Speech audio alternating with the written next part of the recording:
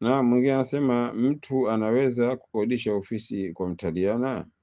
Ni amana, si Muislamu. Kwa hakika, kwa asili ni kwamba si vibaya kumkodisha asiyekuwa Muislamu kitu kama hivyo. Kwa asili ni hivyo, inafaa kumkodisha asiyekuwa Muislamu kwa asili, lakini yako mambo yajitokeza, inabidi inakuwa haifai kumkodisha. Kwanza huyu anataka kumkodisha, uhakikishe iwe kitu anataka kufanya kitu cha kheri au kitu ambacho kwamba kinaruhusiwa kisheria. So awe anamkodisha afanye mambo ambayo kwamba kisheria haruhusiki, hilo halikubaliki.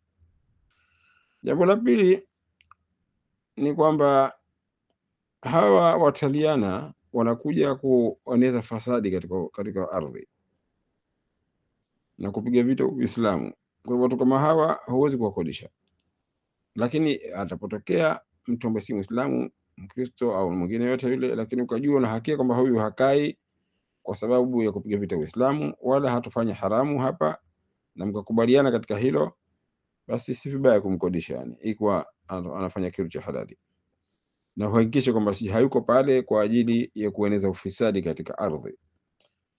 Tofauti na wataliana wengi wanaokuja kwetu kule Afrika Mashariki, wanakuja kwa kueneza ufisadi. Kwa hivyo hawa wale yote ni bora kutokuwakodisha, hata ikiwa atakwambia kama anataka kufanya jambo ambalo kwamba linakubalika kisheria.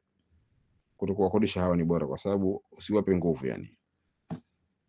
Basi ni hivyo, wallahu tabaraka taala a'lam wa hikam.